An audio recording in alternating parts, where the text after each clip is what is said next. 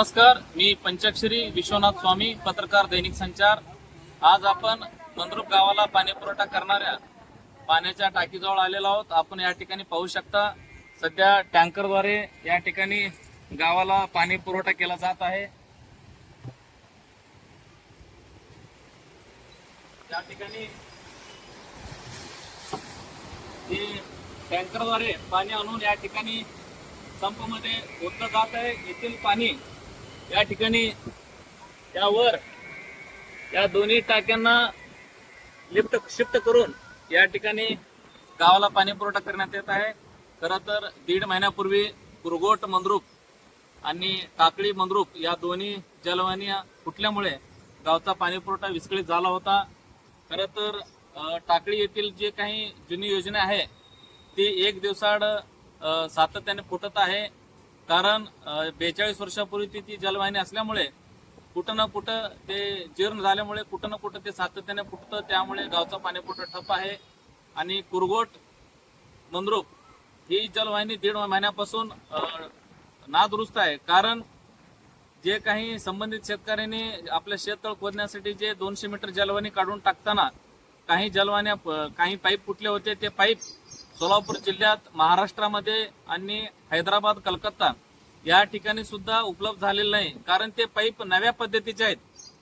ती जे काही पाईप बनवणारी कंपनी आहे ती कंपनी बंद झालेली आहे। त्यामुळे जे काही नादुरुस्ती जे पाईप होते 4-5 ते कुठंच मिळत नसल्यामुळे शेवटी 1.5 महिन्यानंतर दुधनी येथे दुधनी जे नगर परिषद आहे तिथे कुठंतरी एक नवीन जलवाहिनी चालू होती। तिथं काही शिल्लक पाईप होते, तिथून शिल्लक पाईप आणून त्या ठिकाणी कुरगोटची योजनाची पाईपलाईन दुरुस्त केलेली आहे। काल रात्री कुरगोटची जी काही नवीन पाणी पुरवठा योजनाची जी जलवाहिनी ते दुरुस्त झालेली आहे। मात्र दुर्दैवाने भीमा नदी कोरडी पडल्यामुळे गावचा पाणी पुरवठा ठप्प आहे। गेल्या 20-25 दिवसापूर्वी जे काही मंद्रुपमध्ये आंदोलन झालं त्या आंदोलनाच्या वेळी मी आमदार सुभाष देशमुखांना फोन करून मंद्रुपला टँकर उपलब्ध करून द्यावं असं सूचना तुम्ही जिल्हा परिषदचे मुख्य कार्यकारी अधिकारी कुशल जैन साहेब आणि दक्षिण सोलापूर पंचायत समितीचे गट विकास अधिकारी अर्थात BDO मनोज राऊत त्यांना आपण सूचना द्यावी अशी मी त्यांना विनंती केल्यावर त्यांनी तसं सूचना त्यांना दिल्या होत्या। 20-22 दिवसापूर्वी मंद्रुपला टँकर मंजूर झाल्या। त्या खरं तर भीमा नदीमध्ये पाणी नसल्यामुळे सोलापूर येथील आसरा चौकातील शासकीय पॉइंटवरून हे या ठिकाणी टँकर आणलं जात आहे। खरं तर सोलापूरवरून मंद्रुपला टँकर भरून आणणं आणि इथं रिकाम करून तिथं जाणं यासाठी 4 ते 5 तासाचा वेळ लागत आहे। त्यामुळे जास्तीत जास्त खेपा होत नसल्यामुळे गावाला एकदम पाणी पुरवठा करणं शक्य नाही। कारण एकाच वेळी गावाला जर पाणी पुरवठा करायचा असेल तर तब्बल 21 लाख लिटर पाणी लागतं। एवढं पाणी एका दिवसामध्ये एवढं खेपा होणं शक्य नाही। कारण खरं तर ही जे टँकर आहे हे 30,000 लिटरचं आहे। जर गावाला एकाच वेळी पाणी पुरवठा जर करायचा असेल तर असले 70 टँकर लक्षात घ्या, रोज 70 टँकर मंद्रुपला लागणार आहेत। तेवढं भरून आणणं शक्य नाही। त्यामुळे काय केलं, टप्प्याटप्प्यानं रोज एका गल्लीला, रोज एका भागाला पाणी पुरवठा करत आहे रोटेशन पद्धतीने। विचार करा, 30,000 लिटरचं 70 लागतात। खरं तर टँकर हे 10 ते 12,000 लिटरचे असतात।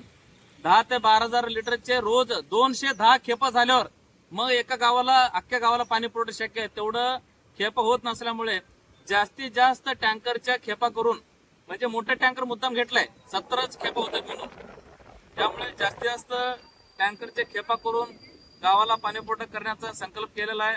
खरं तर टाकळीची जी योजना आहे ते अधूनमधून चालू होत होतं, रोज 1 तास 2 तास ते चालत होतं।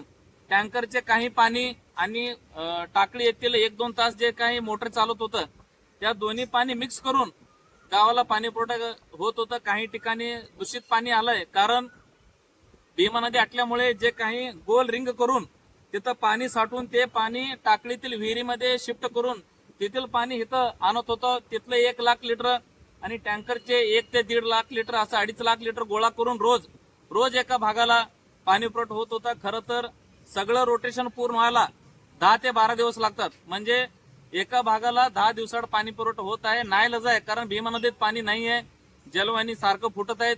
सध्या गावचे सरपंच या ठिकाणी आलेले आहेत, आपण त्यांच्याशी संवाद साधू. खरं तर टँकर जरी मंजूर झाले असले तरी सध्या याचा खर्च मंद्रुप ग्रामपंचायत करत आहे. नंतर ज्यावेळी अधिकृत टँकर मंजूर होतील, प्रस्ताव दिलेला आहे, पण प्रस्ताव मंजूर होत नाही. का होत नाही तर शासनाचं म्हणणं असं आहे की गावातील विहीर, बोर, हातपंप, गाव तलाव, पाझर तलाव, भीमा नदी सगळं हटायला पाहिजे.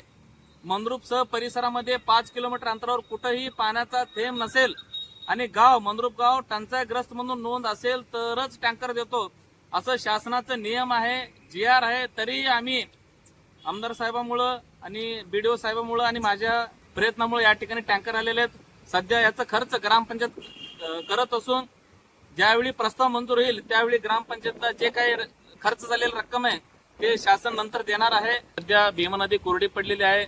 उजनी धरण वजा 28% आहे. आषाढी वारीला उजनी धरणातून भीमा नदीत पाणी सोडलं जाणार आहे. हे पाणी पोचायला 10 ते 12 दिवस लागतील.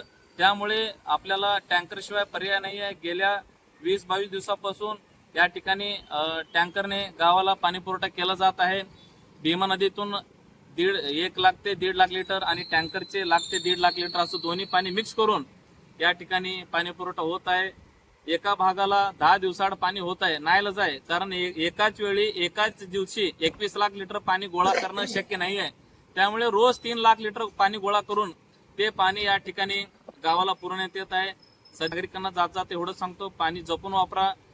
खरं तर मी देवाला साकडे घालतो की बाबा लवकरात लवकर मोठा पाऊस पडू दे, उजनी धरणला पाणी येऊ दे, भीमा नदीला पाणी येऊ दे, असं मी ईश्वरचरणी साकडा घालतो. आणि पुन्हा एकदा नागरिकांनी पाणी जे काही नळाला पाणी येईल ते जपून वापरा. शक्यतो हे पाणी पिण्याचं टाळा, कारण टँकरचं पाणी जरी स्वच्छ जरी असलं तरी आपल्याला ते सवय नाही आहे टँकरचं पाण्याचं.